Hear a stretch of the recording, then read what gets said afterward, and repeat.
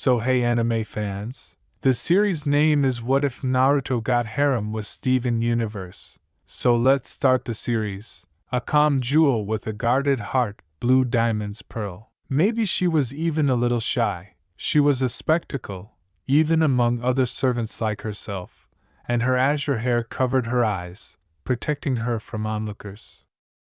From the day she was made, she attempted to be a proper pearl, speaking only when called upon, singing when asked to, paying close attention to all instructions, never missing a word, never failing a command, obeying without protest, and living to serve her superior to the best of her abilities.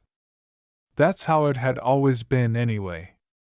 But now, she was hardly able to help Blue Diamond. Pearl shuddered.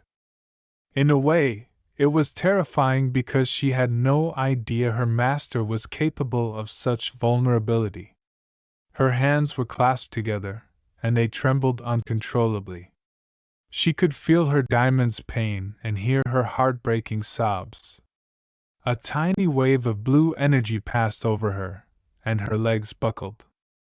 She leaned against a wall because her limbs threatened to fail her. Pearl trembled, biting her lip as Blue Diamond's feelings rushed over her, and she was unable to resist the tears that suddenly came out of her hidden eyes. This was the first time Blue Diamond had asked Pearl to leave her company. They were divided by a huge pink wall, and behind it, her diamond was by itself, mourning the one that had died. Pink Diamond had vanished, never to be seen again. The end of the rebellion has come, but at what price?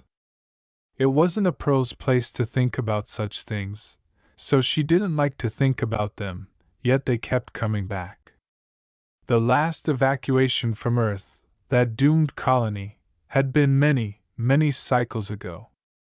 Since then, her diamond's sorrow had only grown more intense, almost as if the fact that Pink was dead was finally, firmly, sinking in. With her hands trembling, Pearl looked at the door separating them. She gritted her teeth and reached up to press the keypad.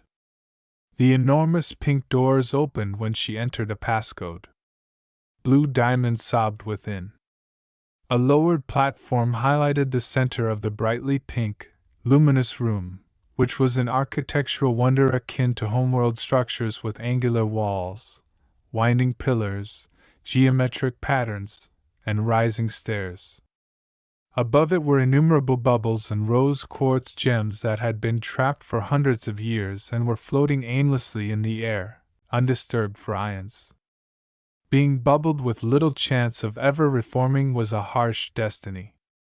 The glowing Blue Diamond knelt in the center of Pink's home, her veil drawn forward to conceal her flawless features, her hands clasped as she looked up at the sky and watched the stars while tears streamed down her lovely face. She sobbed. Pearl and the other matriarchs were the only ones who had ever seen her in such a state, so it was a startling sight. Pearl took a hesitant stride and then lowered her head. Even though it was only a whisper, the authority was still there. "I told you to wait outside, did I not?" Pearl gave a modest nod, suddenly lacking self-assurance. "You did. And you wish to disobey me, Pearl?" "And no, my diamond, that is not my desire," the matriarch asked. "Then what do you desire?" Pearl lowered her head respectfully and said, My diamond, I want nothing but your well-being. Is there anything that I can do? Say the word, and I will attend to that very wish." With a deep sigh, Blue Diamond turned and beckoned Pearl to her while tears streamed down her cheeks. The little diamond moved to her creator's side in compliance. "You have been by my side for millennia, your fine voice and soft words have entertained me on many occasions, your sweet songs have soothed me in times of turmoil, as well as times of peace, but I fear there is little you can do to ease my plight. Many things have changed, we have suffered a loss too great to forget, and forget I cannot," Blue said. Pearl stepped onto the outstretched hand after she lowered her palm. She was then raised a moment later. It was Pearl's only duty to serve, and she felt as if her gem had been broken. Knowing that there was nothing she could do to console Blue Diamond was, dare she say it, worse than shattering. Slowly and with great sadness she nodded. "Of course, my diamond," she said, pausing to consider her feet. "Do you wish for me to leave?" she asked. "You may stay." After setting Pearl down on the pink floor, Blue tightened her veil. And her grief persisted. But shortly after, a device started to flash and glow brightly. It was an unavoidable yellow glare. As she lowered her head and made the diamond salute, Pearl said, "My diamond, might I respond?" Blue whispered softly, "Decline it," disregarding Pink's home's direct diamond line. "Yes, certainly," Pearl said with a brusque nod before cutting off a fellow diamond's attempt to speak with Blue. Even yet, Blue Diamond was barely able to enjoy the priceless quiet she so desperately wanted. Only a brief period of silence was maintained. Afterward, she was again interrupted. The enormous pink doors swung open noisily once more, but this time one of her agates was at the doorway. The quartz quickly formed the diamond salute while sweating bullets. The authority of a gem matriarch was evident as Blue stood to her full height and questioned, "Who told you to enter, agate?" "When I said, 'Do not interrupt,' was I so unclear?" she said, her tears having dried. "And many apologies, but I just received an important message from Yellow Diamond," said Holly Blue, shaking nervously and dropping her head to avoid meeting those cold eyes. "And no, my diamond, why you were perfectly see clear," she said. Blue's gaze grew strained. "Go on." "Why, yes. Of course," Holly replied. "And once again I apologize for my interrupt. The message, agate," stated Blue Diamond grimly. Holly swallowed and nodded rapidly. "Yellow Diamond is requesting you remain in the zoo until she arrives. She is on her way here?" "Yes, my diamond," the blue quartz said. "She called me directly, not long ago, because she couldn't get through to you." "Any specific reason why?" asked Blue. "As she didn't specify," Holly went on. "But she said it was of great urgency, that she needed to see you." "Very well, then, alert me of her arrival," said Blue, turning away. "That will be all," she said, snapping her powerful fingers.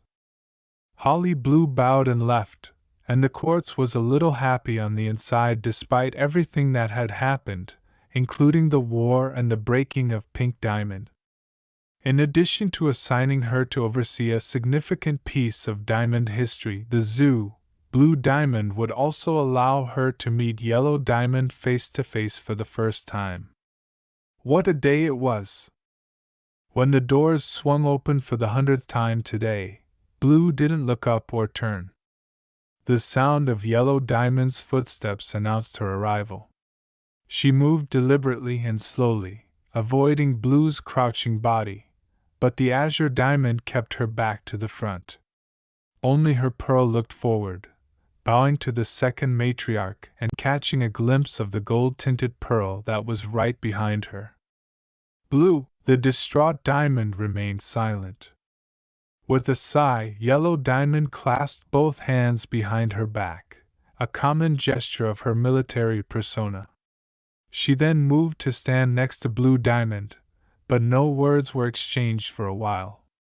Their pearls exchanged a quick look before imitating their owners by standing side by side. At last, in a barely audible voice, Blue said, "I should have done more. If I had, I'm sure things would have been different." "Maybe," she said, her hands still clasped behind her back. Her eyes narrowed as she watched the bubbling rose quartz gems, almost breaking them. "But we cannot turn back time, Blue," she said. "I know," said Blue in a whisper. Do you, though? Asked Yellow. You've been neglecting your duties for too long, Blue. Your court is in disarray. They need their diamond. Blue glared at her, pinning her. And what, you want me to simply move on? Yes, the rebellion ended cycles ago, but you and White are acting like it never even happened. I'm trying to make sure something like this never happens again, said Yellow Diamond, putting a hand on Blue's shoulder. It did happen, but what do we gain by dwelling on the past? We all could have done more, Blue, all of us. We could have been more involved in creating that vile colony, but we weren't, she said. She reached her full height, but Blue didn't react to her delicate touch. If moving forward means forgetting Pink, then I'm not interested. Around Yellow Diamond, golden lightning flared, causing her brows to furrow and her eyes to narrow. The two pearls below flinched in horror before being brutally and violently poofed. I will never forget her. Don't you know I feel just as strongly as you do? Asked Yellow fiercely as the lightning intensified, snapping and hissing violently. You think I've forgotten her? He asked. Blue said. You certainly aren't acting like it. Blue Diamond was surrounded by an azure aura that grew and clashed with Yellow Diamond's lightning. Below them, their pearls were struggling to stay calm, their bodies shivering, their legs shaking. It was a war of wills, and neither diamond won. The air was strained and the ground trembled. And Blue Diamond didn't relax herself until fissures started to appear on the walls, lest they damage one of Pink's last surviving artifacts. She turned away as her shoulders slumped. She murmured softly, I apologize, Yellow. What I said wasn't meant. She wiped her head as the lightning that had surrounded the second matriarch subsided. This has been hard on me too, more than you know, she said, turning her head away from the audience. But you need to try, all right? Try retuning to your duties, be the diamond that you once were. The rebellion is a stain on our legacy, a stain I intend on blotting out for good, she said, placing both of her hands on Blue's shoulders. I know you didn't, she said, her angular features saddening, a rare sight to see. Blue Diamond raised an inquisitive eyebrow. The geo-weapon, explained Yellow Diamond. In due time, it will erase that speck of dirt from existence. Don't even bother worrying about such matters. Focus on your court. Help us bring about a new era. I will try, Blue murmured, nodding slowly and briefly reassured. But it's hard, Yellow. Will we ever recover from this? She asked, welcoming the contact of her fellow diamond. We will, said Yellow Diamond, squeezing her shoulders. They watched the bubbling rose quartz jewels above in silence for a while. Why do you not shatter them? Quite quietly, Blue said. Must we discuss this now? There would be time for that later, so Yellow decided not to pursue the matter further. After all, there were more urgent issues at hand, Blue Diamond asked. Now, what was so urgent that you needed to see me? Yellow Diamond said nothing. Yellow? We have to return, she said solemnly, because we have a trial to attend. Trial? Why was I unaware of this? Blue straightened, curious and irritated. Because this is a new development. I was just given notice as well. Regardless, what sort of trial requires our presence? With her hands folded behind her back once more, Yellow Diamond stepped forward and said, It's not a trial, not necessarily, more of an interrogation. That is beneath us, Blue said sourly. Interrogation. Have one of your paradots conduct it. I have no time for such. Something has happened, Blue. What are you saying? Yellow nodded once as she looked down. Pearl, show her the report, she said.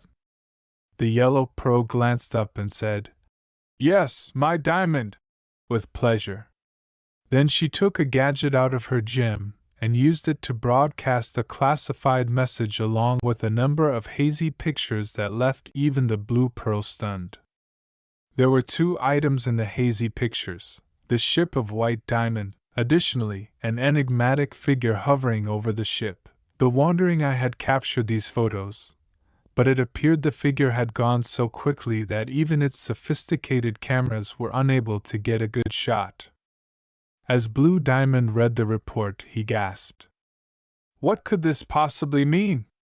"That's precisely what we are going to inquire," said Yellow, turning to Blue with a seriousness she had never displayed before. And even more, these 3 gems claim they just arrived from Earth? After so long?" Blue said, her eyes hardening as she read the remainder of the article. "This is indeed strange," she said.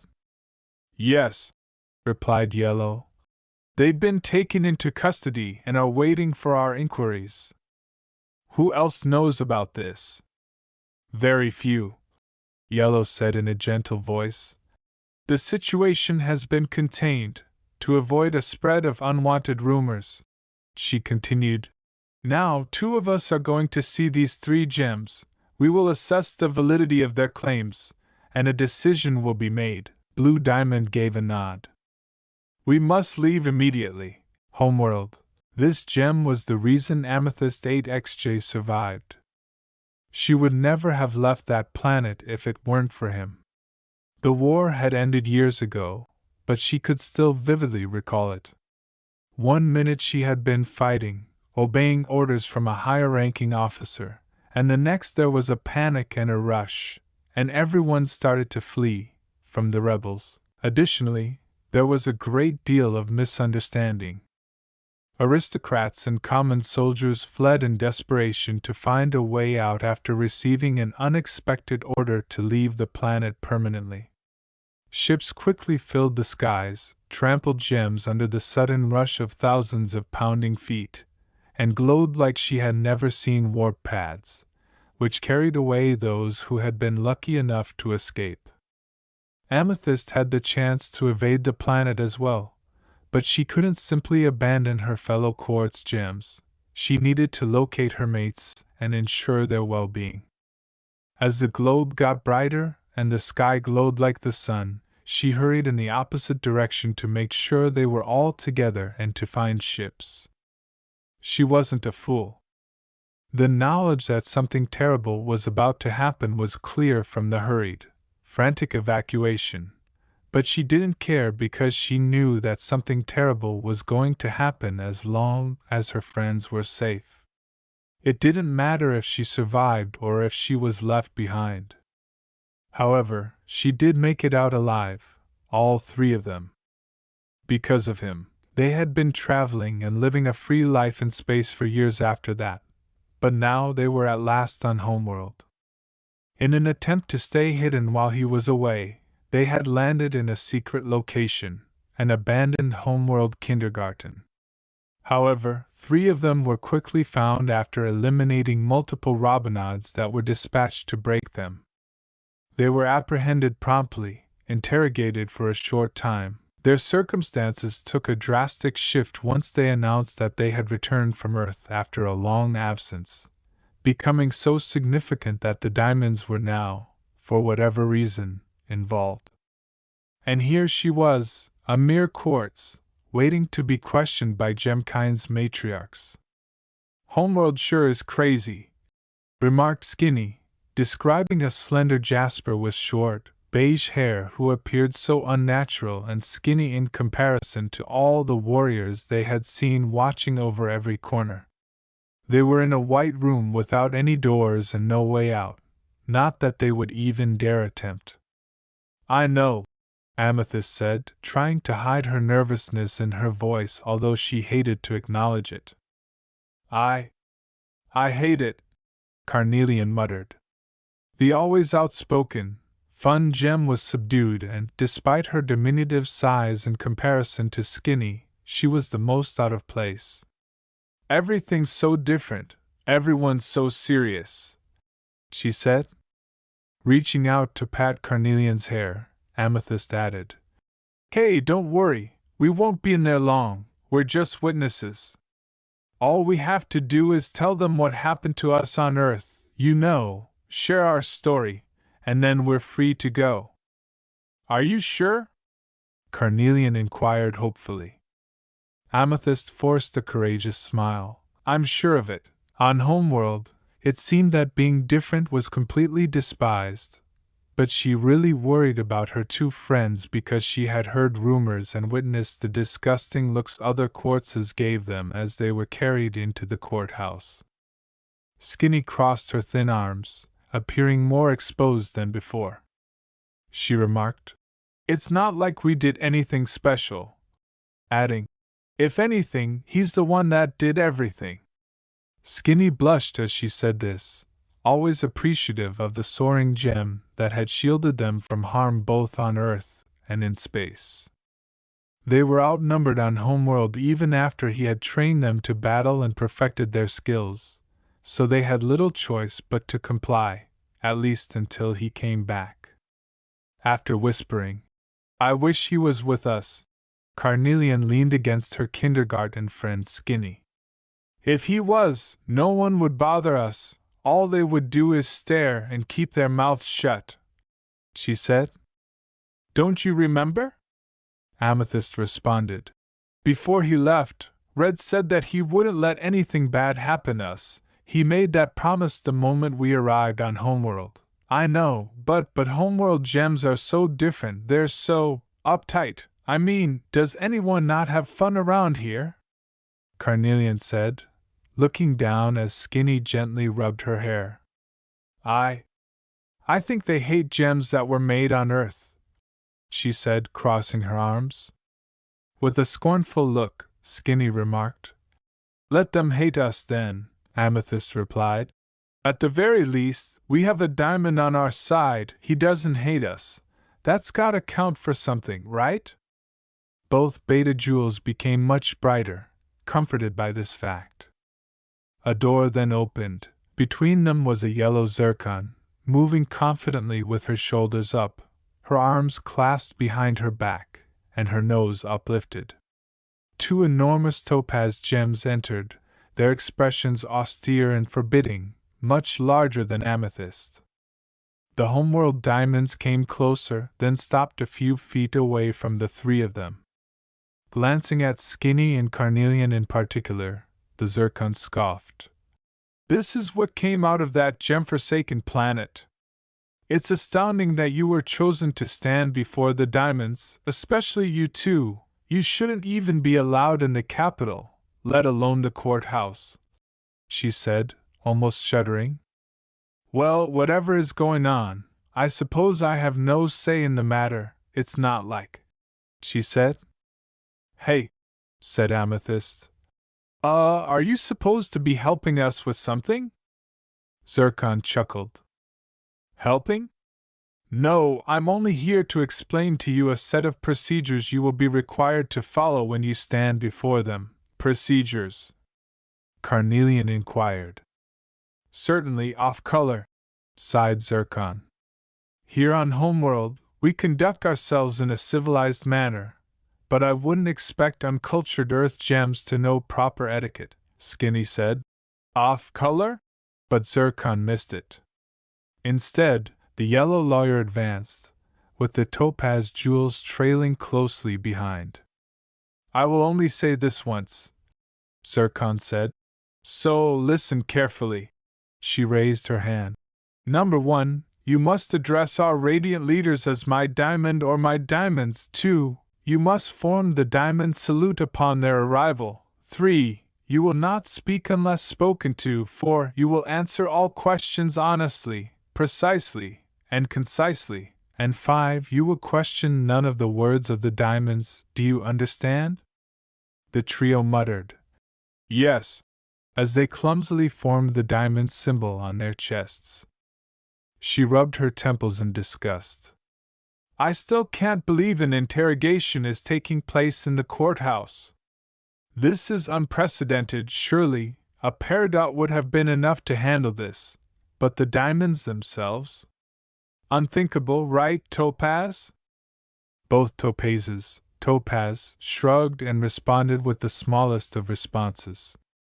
Amethyst said, Wait, interrogation? Carnelian and Skinny exchanged a look. Yes, you three are being interrogated, and by the diamonds, no less, the yellow zircon said, nodding and leaning forward with a disgusted expression. It's a strange situation, even though I don't fully understand the details. Normally, we conduct trials here, but interrogations? That's unheard of. Whatever you three did, you better hope the diamonds are in a merciful mood, she said, glancing at the two off-colors. A drop of sweat dripped down Skinny's temple while Carnelian trembled. Carnelian clenched her hands in spite of her nervousness and met Zircon's eyes directly. For the first time, she revealed his name in a whisper. Red Promise. Zircon's eyebrows shot up. Red? With a finger pointing to a zircon, the red gem said, Our friend knows when we're in danger, and if something happens, he'll be there, no matter what. Carnelian muttered. He promised that nothing would happen to us, that he wouldn't let anyone hurt us. What are you going on about? The yellow zircon asked, looking perplexed. You haven't heard?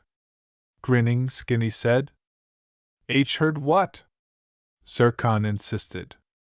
Red Diamond, added Amethyst, grinning. What? Zircon asked her topaz guards behind her.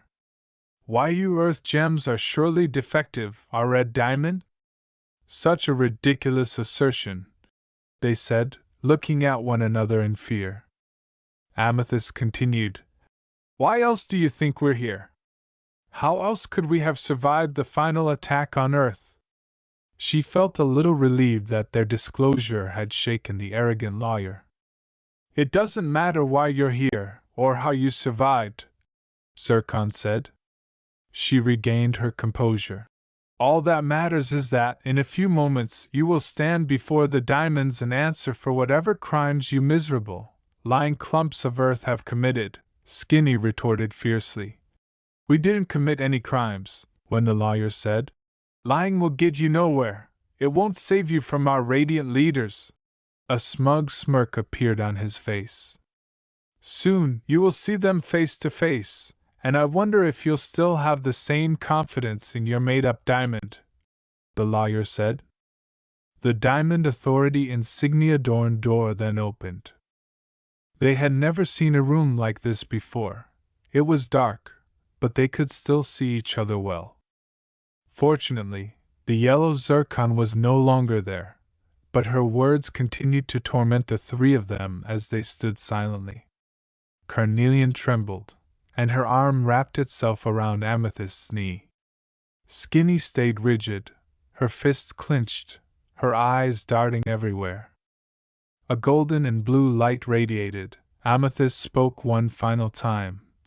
Remember what Red said. He'll be back, no matter what. If he wasn't sure that we'd be okay, he wouldn't have left. Then two pearls, one yellow, the other blue, appeared, signaling the advent of the diamonds. In order to create the diamond salutation, Amethyst swiftly pushed her partners. A glimmer of light revealed them. Skinny let out a gasp. Despite never having met each of them before, they found themselves in front of two matriarchs from Homeworld. Blue Diamond was equally as formidable, icy, and cunning as Yellow Diamond, who exuded a tactical, military demeanor. However, something wasn't right. Because Blue Diamond nearly had a depressing expression that was impossible to ignore, Yellow Diamond looked around before focusing on them. Her eyes narrowed as well.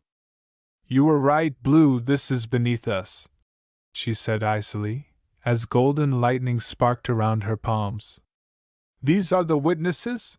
She asked, pointing a single finger at them, as if to easily destroy their physical forms. I will not listen to the words of defective gems too, no less, she said. Holding Amethyst's arms and tightly closing their eyes, Carnelian and Skinny awaited the agony of Yellow Diamond's impending attack.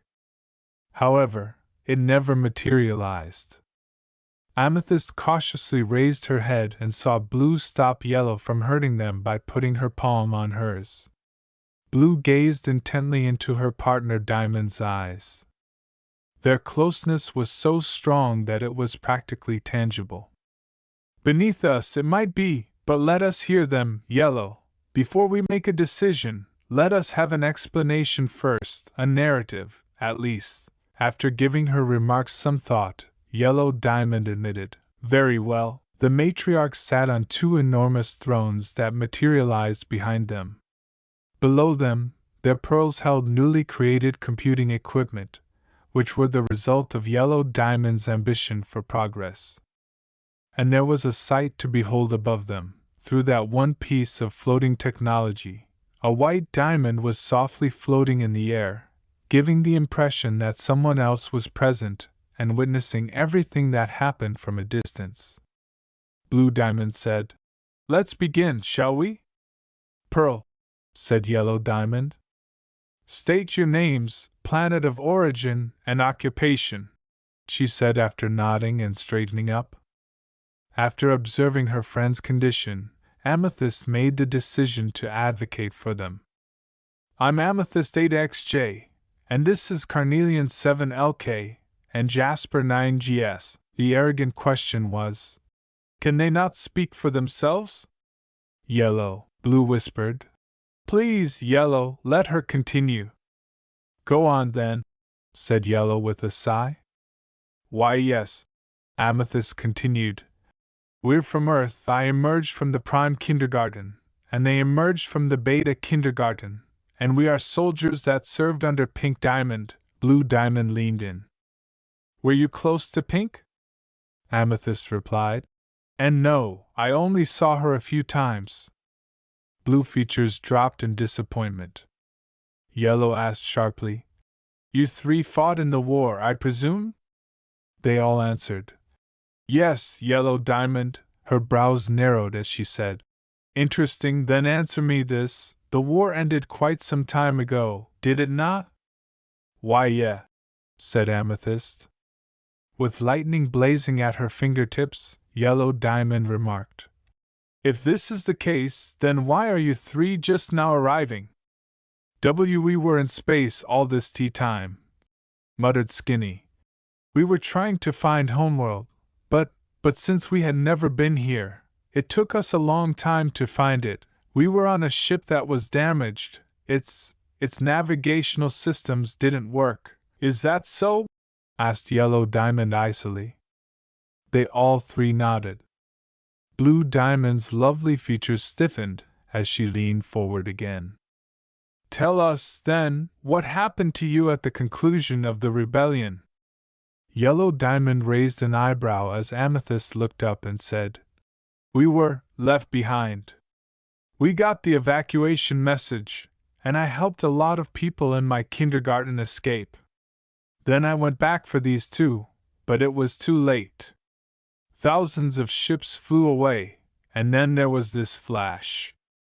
The two diamonds exchanged a look, and Yellow Diamond was surrounded by lightning. She urged, "What did you see?" Amethyst recoiled a little. "We saw light. When it was over, we heard screams, loud, terrible screams of all the gems that had been left on Earth. We saw some of them, and they had turned into these horrible creatures. Ridiculous. We destroyed every gem on Earth, none survived," said Yellow Diamond as she rose from her throne. Blue Diamond pleaded. "Yellow, let us hear them," Yellow screamed. "Are you just going to ignore these lies?" "No, but we need more information," Blue replied. "We must know all that occurred, down to the last detail." Yellow turned abruptly to face them as the lightning intensified and she refused to sit down again. Yellow Diamond said, "You three, tell us exactly how you survived." At last, Carnelian exclaimed, "It was Red Diamond. He He saved us. He protected us. If it weren't for him, we wouldn't be here right now," she said. The eyes of Blue Diamond grew wide. "Red Diamond? He?" Yellow Diamond asked. Amethyst attempted to clarify. "Why, yes, that's what he wanted to be called," Yellow demanded. "What sort of ridiculous request is that?" After saying, "I'm not sure, but," Amethyst said, as she and Yellow left the zoo and arrived on Homeworld, Blue felt something warm, kind, and alive. It must have been that figure flying over the White's ship. "Please continue," she pleaded intently, at the edge of her azure throne. She was listening to everything they said, gathering information, and she wasn't sure if she believed them. Yellow appeared perplexed. "You can't possibly be entertaining this." Blue looked first at Yellow, then at the three of them. "What happened after he protected you?" We found abandoned ships, and Red Diamond kept us safe. He helped us, and he continued to protect us in space. He's the one that found Homeworld. Without him, I don't know what would have happened to us," Amethyst said, clenching her fist in response to Yellow Diamond's malice. "Where is this Red Diamond?" asked Blue coolly. "If this is true," Amethyst said, we don't know," as she looked down. "He left as soon as we arrived on Homeworld," said Skinny. "Yeah, he told us he had to do something," Carnelian said. "Something very important." All three of the Earth Gems huddled close once more as Yellow Diamond screamed, "I've had enough of this nonsense." She aimed her palm at them, and Amethyst positioned herself in front of them, ready to face the brunt of the diamond's golden bolt. Blue Diamond quickly stood up and grabbed her fellow diamond. "Yellow, don't we?" Yellow looked at her. "Blue, enough of this. No more distractions, no more setbacks. We're moving forward." From Yellow's palm, a bolt of golden energy erupted, tearing through the air and capable of destroying anything in its path. It went so quickly that few could follow it, speeding in the direction of its targets. Furthermore, it was too late. That's what they believed, anyway. In front of the Earth Gems, something dark had gathered in the shape of a wall, a kind of shield, which had easily thwarted Yellow Diamond's onslaught and shielded the three behind it. This dark mass moved, transformed, and contracted into a red sphere that was floating in midair. There was silence everywhere. He stood guard in front of the three Earth Gems, as if he had materialized out of thin air, because someone had protected them. Blue Diamond let out a gasp. Yellow Diamond gazed. The sight of this creature immobilized Blue, who stood motionless, clearly shaken by the sight of another gem like them. This one was taller than them, with a physique resembling that of a quartz soldier, but different in that he had a masculine face, strong arms, and untamed, crimson hair. He wore a breastplate that resembled Yellow Diamond's, and behind him floated 10 dark red spheres that were all under his control. Balls that seek the truth. Additionally, there was a red diamond embedded in his abdomen. There was no word exchanged. The newcomer studied the two incomprehensible gems, observing them with curiosity and concern. He turned away after that. Despite his stature and might, his humility was unbounded, and he knelt down and offered them a modest, contrite grin while concentrating all of his concentration on the 3 Earth Diamonds below. He questioned softly, "Are you 3 okay?" in a voice much deeper than any gem Blue had ever heard. When she heard him speak for the first time, she shuddered and her eyes watered.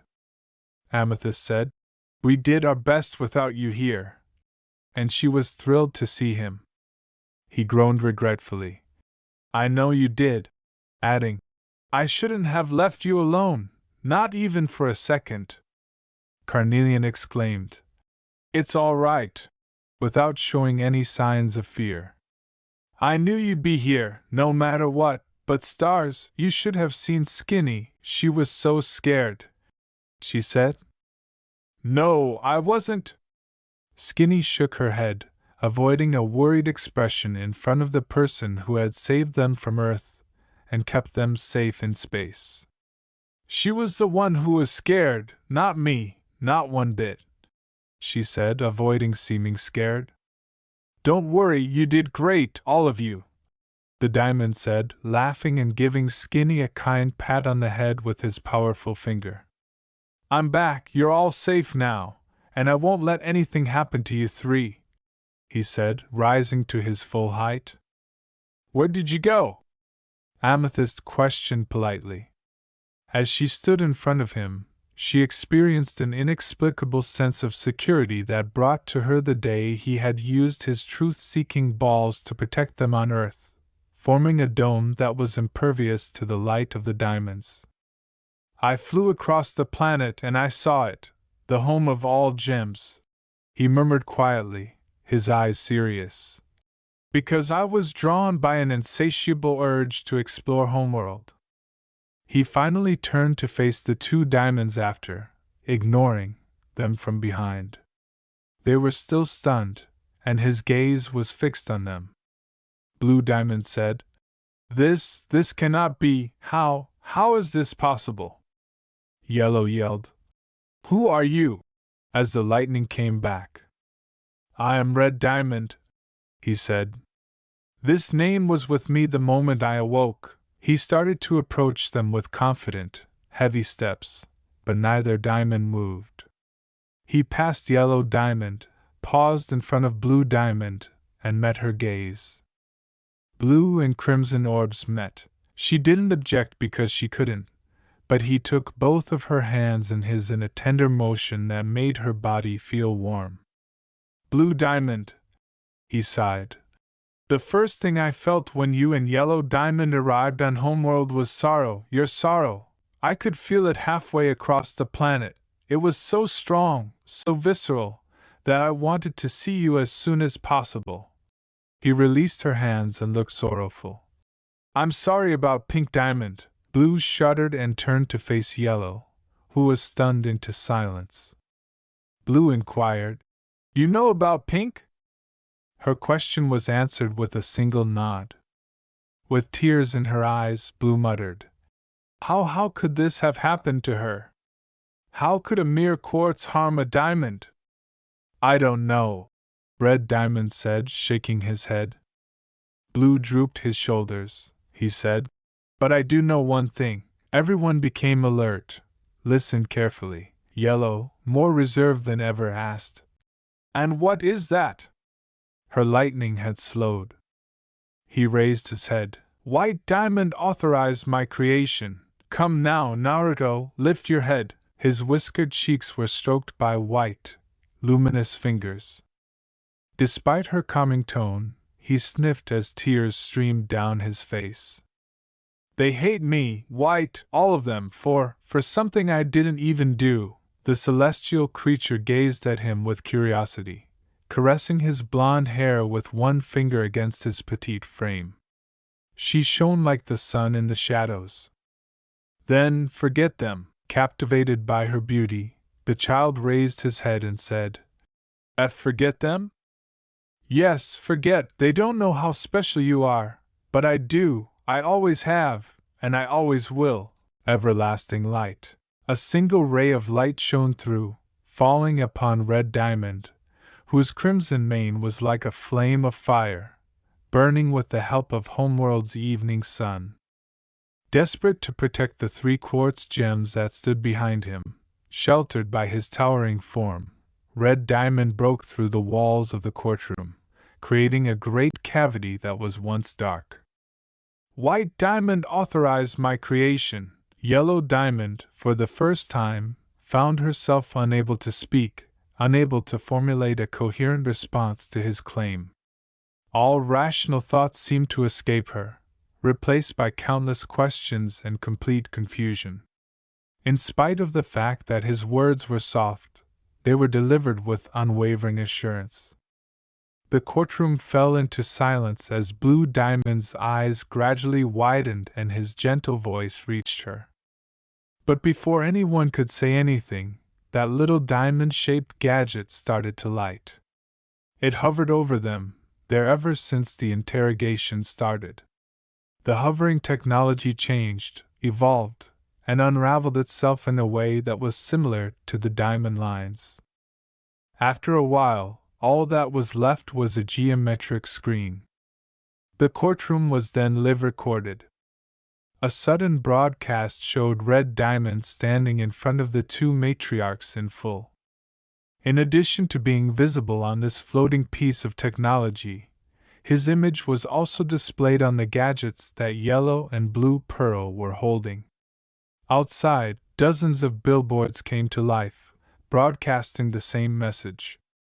There was just one meaning for this. It was a quick yet efficient method of informing Gemkind of his presence, as his actual picture was flashed onto every screen on Homeworld.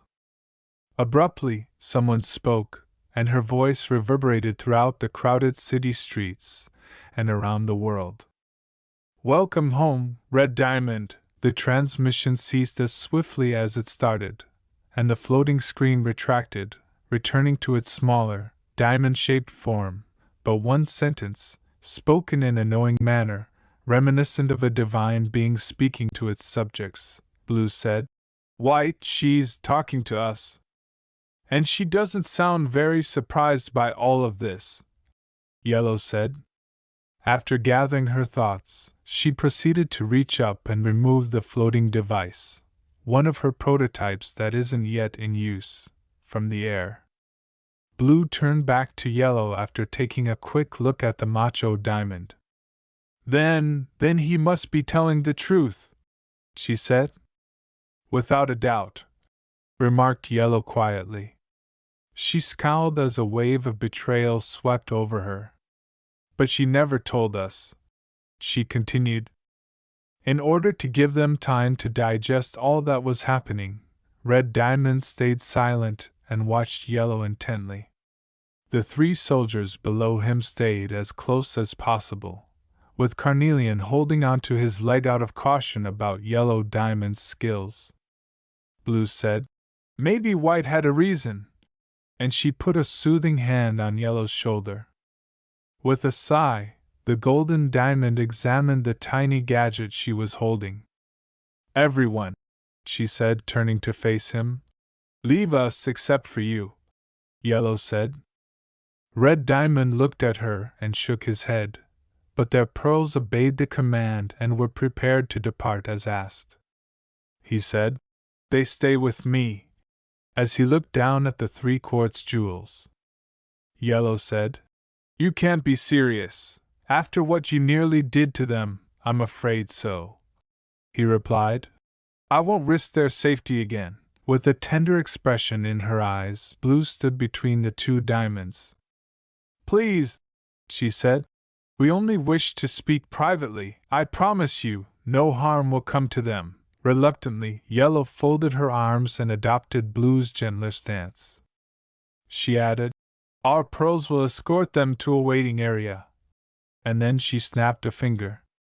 "You'll be able to monitor them from here," she said as another screen appeared, hovering over them. Red Diamond still appeared unsure and hesitant, but he felt a slight pull at his leg. He looked down and saw 3 troops grinning brightly. Amethyst 8XJ interrupted, saying, "Don't worry, sir, we'll be okay," he questioned. "You sure?" the curly-haired soldier said. "Positive," and the other 2 nodded in accord. With a little smile, he acknowledged, "Go on then," and they did, being led by both pearls to a different room. All 3 diamonds were left alone as the double doors closed. "And it was you, I'm glad," Blue said with a radiant smile. "I knew I sensed something earlier," she said. He stared her in the eyes as Yellow clasped her hands behind her back and stepped forward to stand in front of him. They were almost the same height. She asked. You were made on Earth, correct? Yes, Red Diamond said, nodding while maintaining eye contact. She caressed her chin while intently examining him, circling and examining him. Her gaze swept over his male body, which she determined was more defined than a quartz, and his voice, which was lower pitched than theirs. She went on.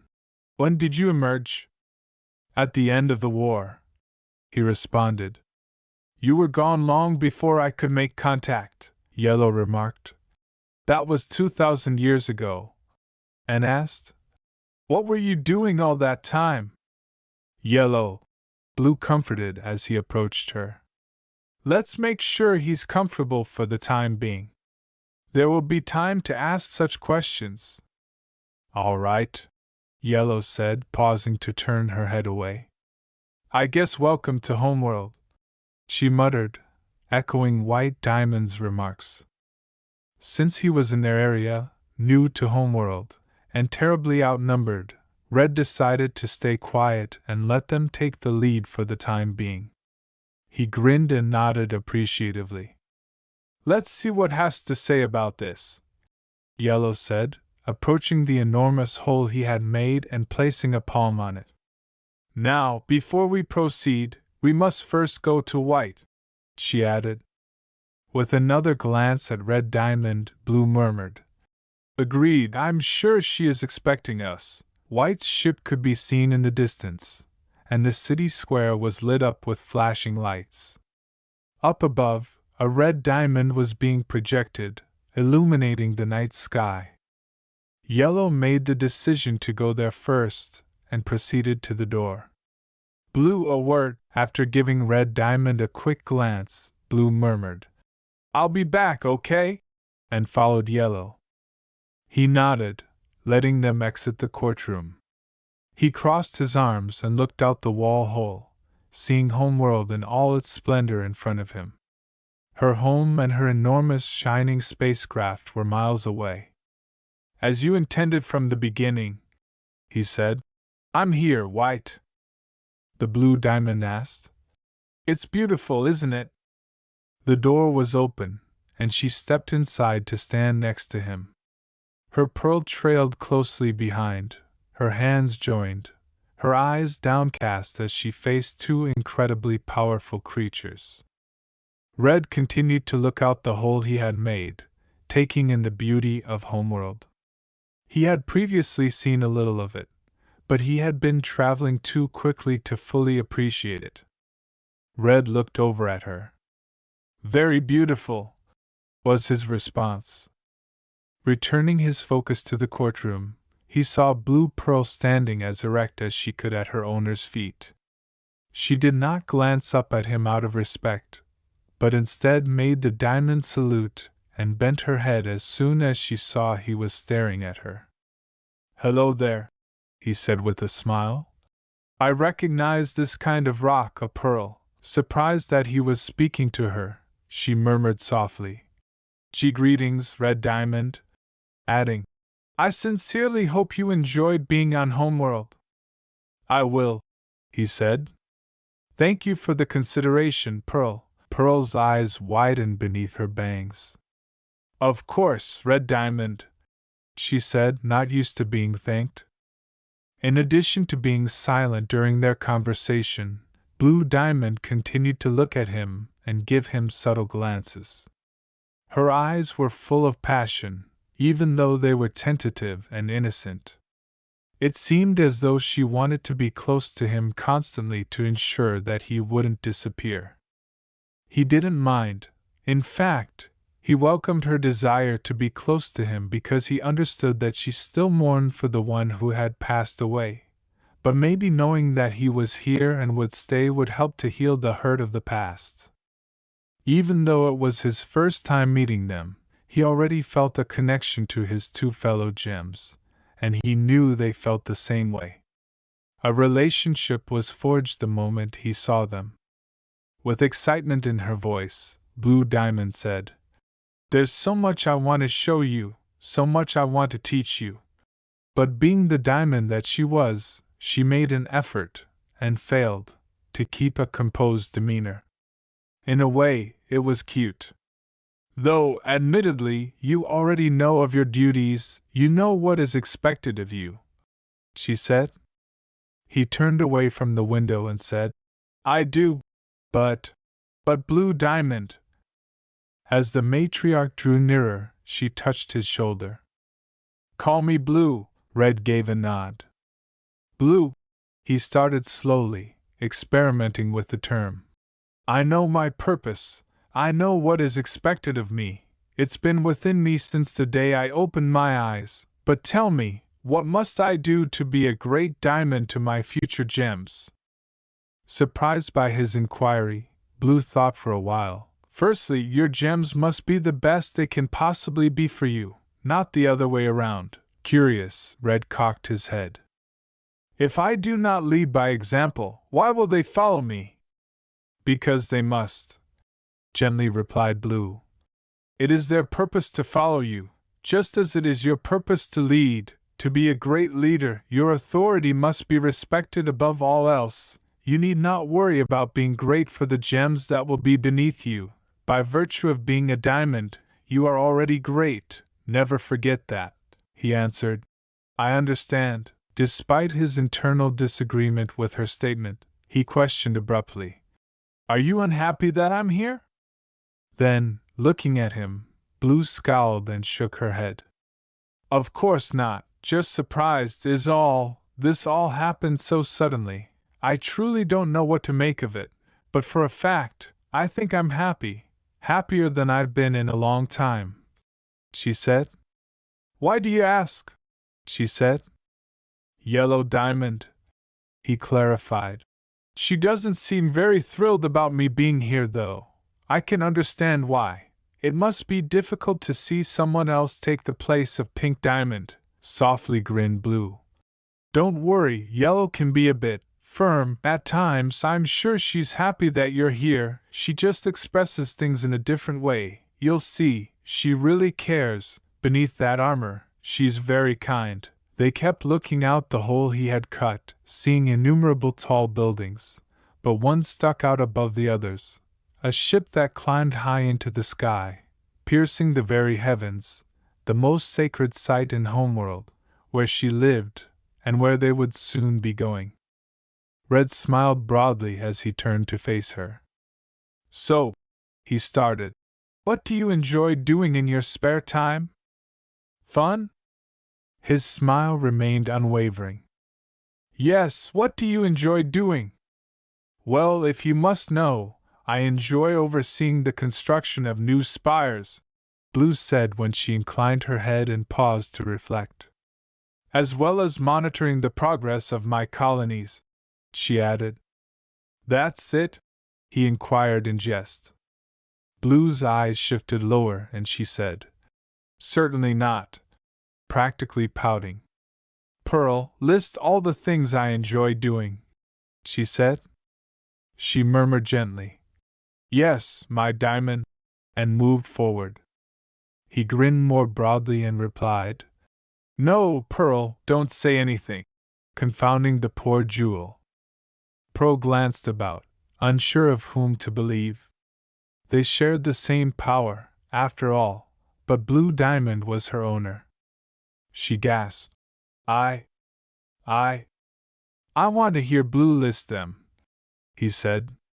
Or at least one thing she really likes to do. With a charming smile on her face, Blue declared triumphantly. Okay, then, flying, adding, I like flying, traveling to different worlds, and taking in the beauty of the cosmos. Red appreciated her response.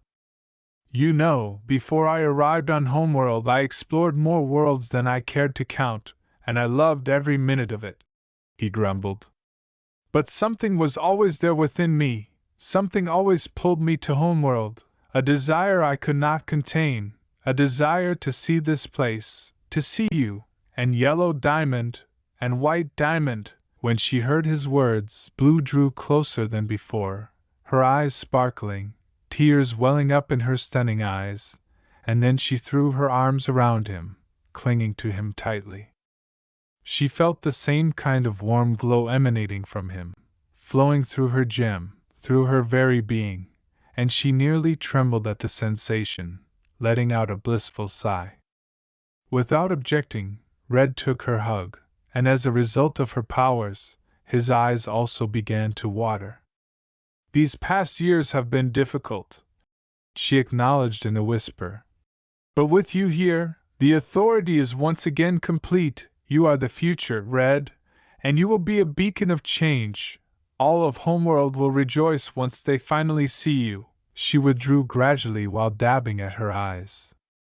"I'm making you cry," she whispered, smiling as the tears streamed down her cheeks. Red came over to her, laughing softly. He was sobbing too, but he didn't mind. Not at all. They were about to leave the courtroom. Blue had just departed after calling for her ship. Red was left alone now, her words reverberating in his mind. A beacon, the future. He clenched his fists and accepted the mantle, knowing who he was, who he had been, and who he would need to be in order to realize the dream Jiraiya had long dreamed of, but on a much larger scale this time. It happened 2,000 years ago, but he recalled waking up as if it had happened yesterday.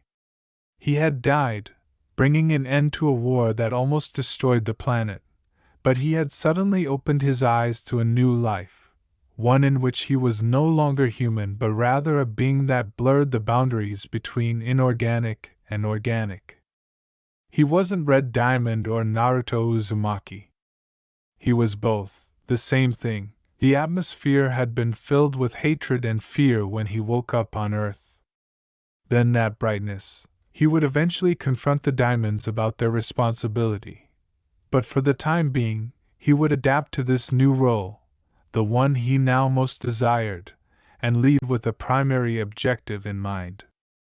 To promote harmony, to enhance the quality of life for as many innocent sentient beings as possible, whether they are organic or gems. As a man, he couldn't accomplish this ambition, but as a gem with seemingly endless time on his hands, perhaps it would be achievable at last. He was no fool. He was aware that it was a huge undertaking, and that it might even be a naive fantasy, difficult to fully realize even in immortality, but he nevertheless made an effort. His thoughts were interrupted when the door opened, and he turned to see his 3 favorite quartz gems.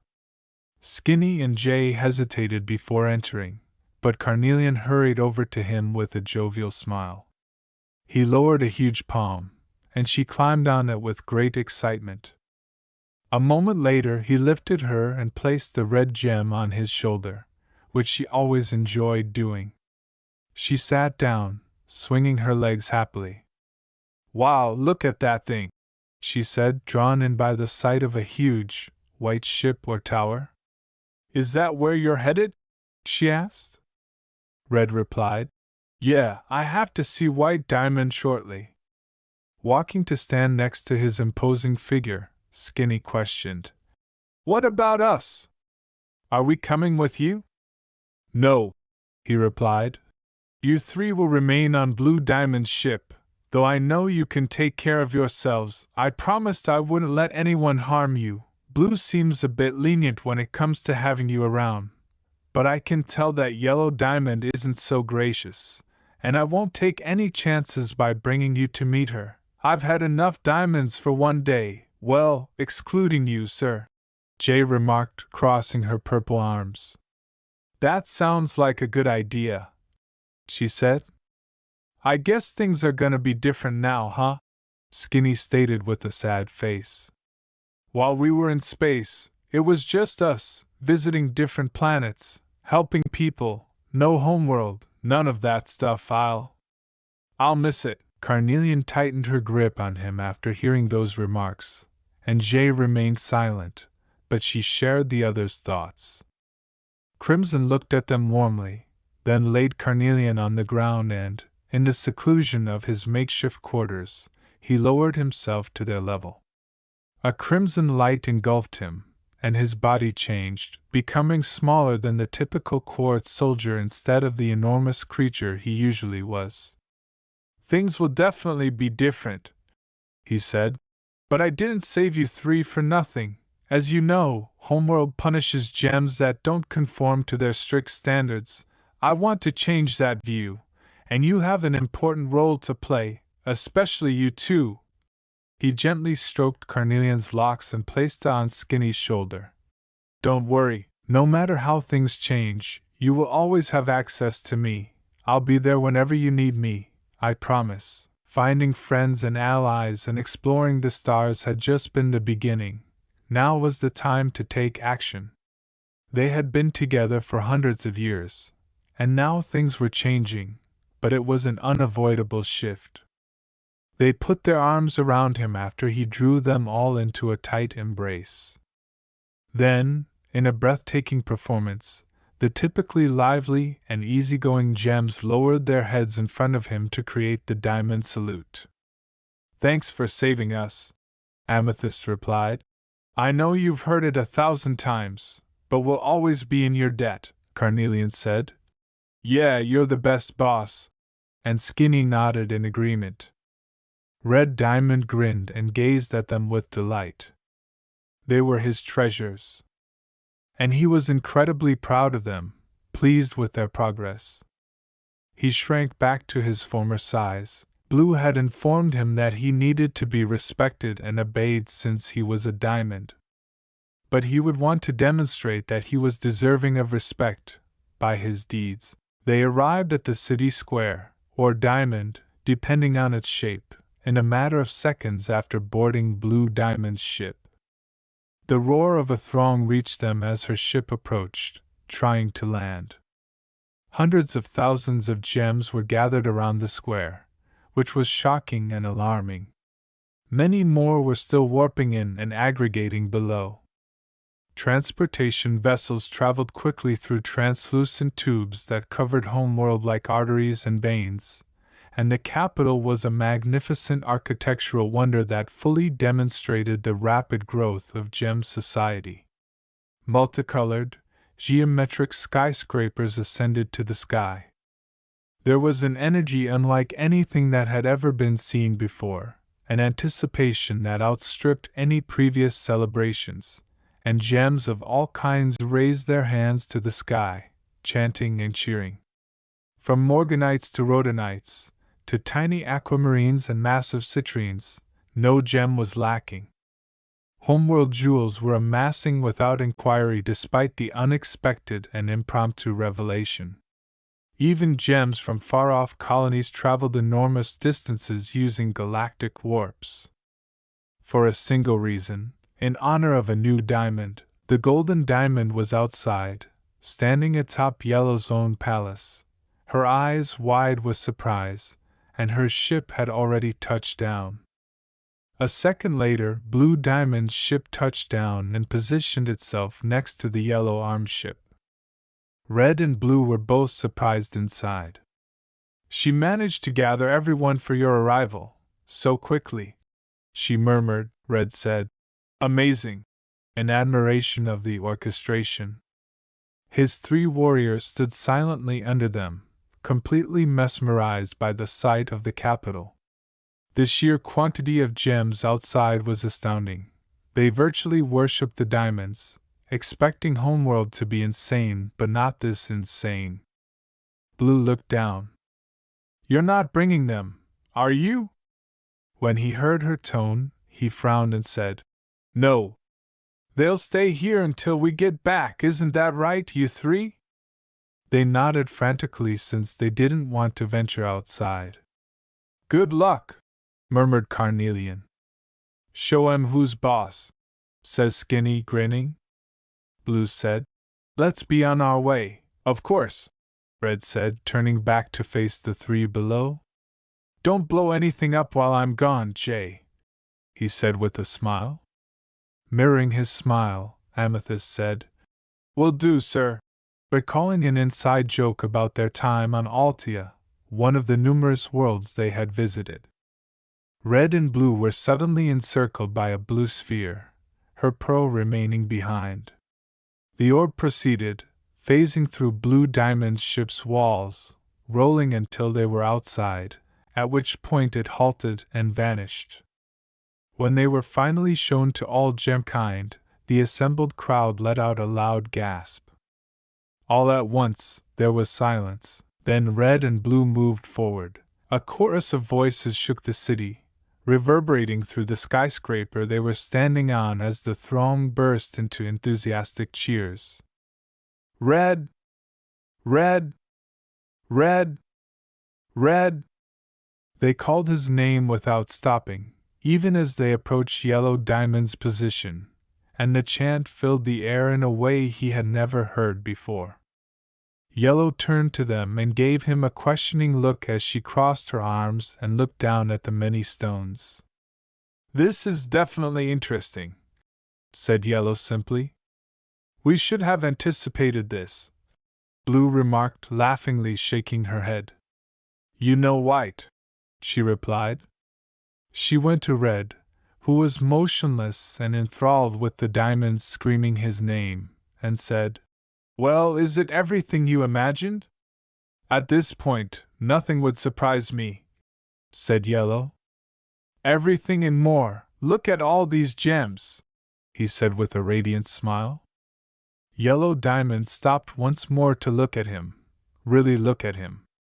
She saw his oddly masculine face, his whiskered cheeks, the rings around his eyelids, and his amazing smile.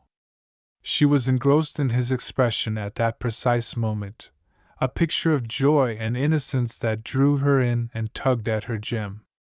"I'm sure we've kept her waiting long enough," she continued, her calm wavering. "Let's get on with this." Soon later, a white sphere that resembled the one from Blue Diamond's ship drifted in their direction, swiftly reaching the three diamonds' feet. And Red's smile vanished as the sphere opened. It was a pearl. She had lost all feeling. Absent, life, rather of feeling nothing, he could sense it.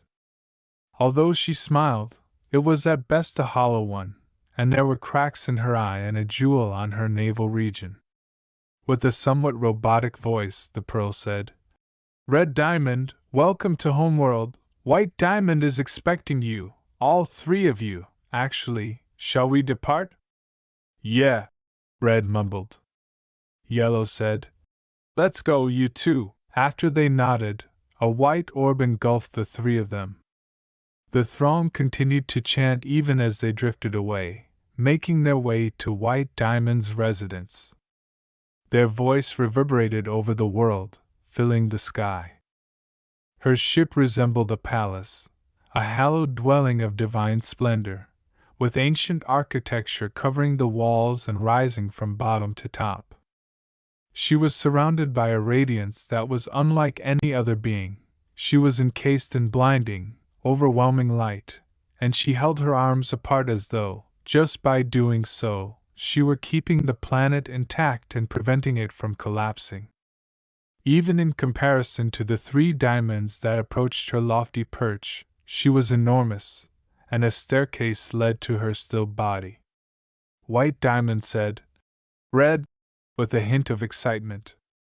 Red, with both diamonds by his side, raised his eyes to meet hers. Despite the blinding light, he did not flinch or squint, and he smiled faintly as he saw her for the first time in millennia. It was somewhat nostalgic because, despite his size and age, she still towered over him and had that motherly aura. Red came forward calmly and confidently after he said, "White, it's good to see you. Words cannot describe how much I've longed to be here," he said. Yellow and Blue exchanged a look as they were astounded by his audacity.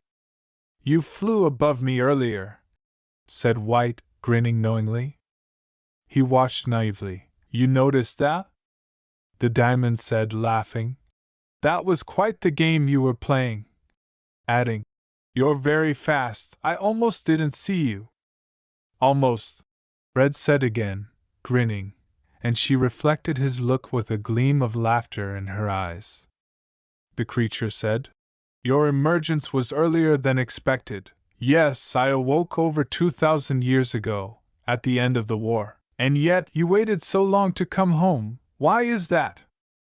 "I apologize for the wait," he murmured, separating his arms. "But I had to experience the universe firsthand. I had to see it. I had to feel it, all to prepare for what awaited me on homeworld. Ah, yes, your curiosity knows no bounds after all." Referring to the abundance of jewels outside, he continued, "And this gathering?" asking, "Do I truly deserve this?" White Diamond chuckled softly.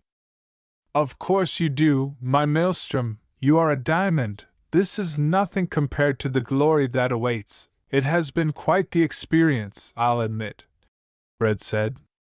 "Meeting Yellow and Blue Diamond, seeing homeworld, and you, standing before you once again, this is a great honor," White whispered. "Oh, stop, you are one of us, so you don't need to say such nice things," Red said. "I suppose not," with a bashful laugh. Both Yellow and Blue were ablaze with curiosity during their conversation. The way they interacted and spoke to one another gave the impression that they had known one another for years, yet that couldn't be true. "Once more standing in front of you. What did he mean by this?" Yellow wondered as he spoke. "This must have been their first meeting, right?" "White," said Yellow at last. If I may interrupt," White's sharp eyes were fixed on her. "Yes, Yellow?" Yellow Diamond took a step forward to stand next to the manly Diamond. "Why were we not aware of your plans to create a new diamond?" Blue Diamond nodded silently behind him. "Do you not trust us?" she said quietly. "I trust you too without question," White said. "But truly, I just wanted to surprise both of you." After hearing those words, both diamonds tensed up. "Startle them? With something so significant?" "Pink's demise," White replied. "It was a tragedy, an unforeseen occurrence. It has affected us greatly, changing the very way our empire functions. However, the time for tears is over. You too, the authority cannot dwell on the past. We must move forward. Our plans must not be stalled. Red is here to complete us. But do not think of him as a replacement, rather, as an addition. In particular, Yellow had a tough exterior, a facade of strength, but he could see that his taking of Pink's place had a profound impact on her. Red looked at both Blue and Yellow and sensed the turmoil within them, a mixture of happiness and doubt. When Blue eventually moved forward, she put a hand on his shoulder and leaned forward. Blue promised, "Well, we're happy that he's here." "Very good," White replied. "And while I'm sure Red is aware of his purpose here, he must still grow accustomed to homeworld. You two will oversee his orientation, of course." Both diamonds gave a nod. "Go on, then, introduce yourself to Gemkind. They're all so excited to see you," White said, turning to Red. He answered, "Certainly, White." As the white sphere from earlier emerged, the three of them turned to leave her domain, moving in unison. With a sly smile on her lips, White added, "And one more thing, make me proud, Naruto." He stopped in his tracks, looked around, and grinned broadly. However, there was a rebellious fire within of him. "I will." After leaving the ship, Naruto gazed above.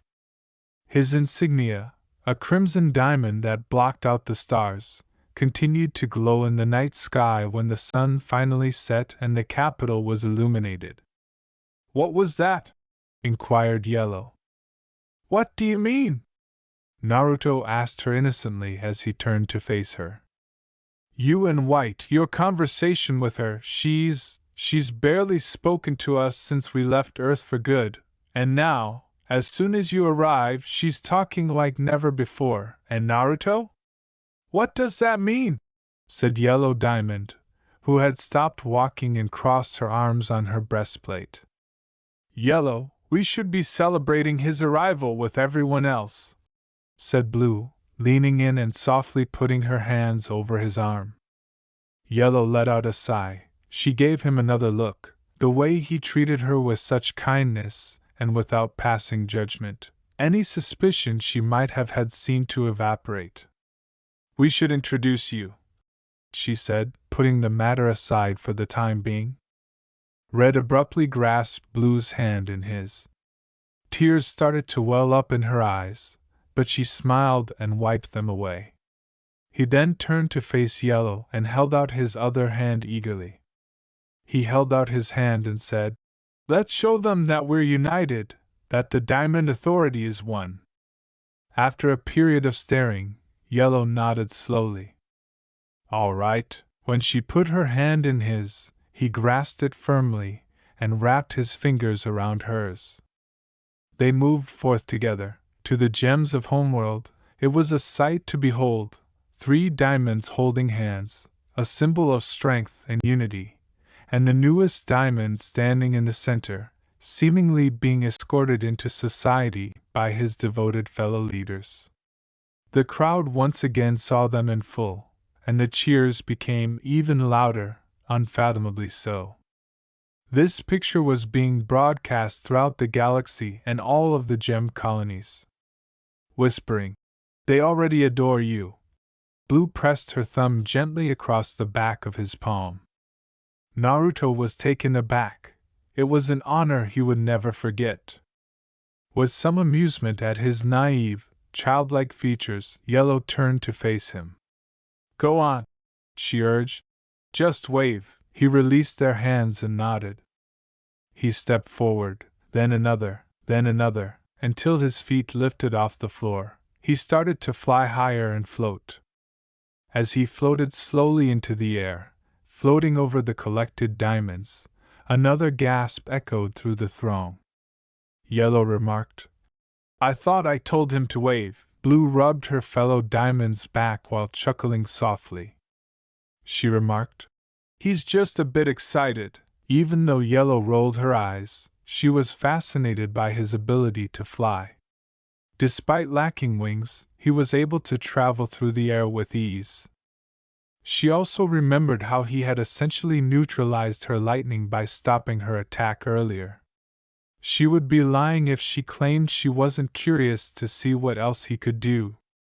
He was the same size as them, unlike Pink, and he had a close bond with White that was more nuanced than he had been revealing.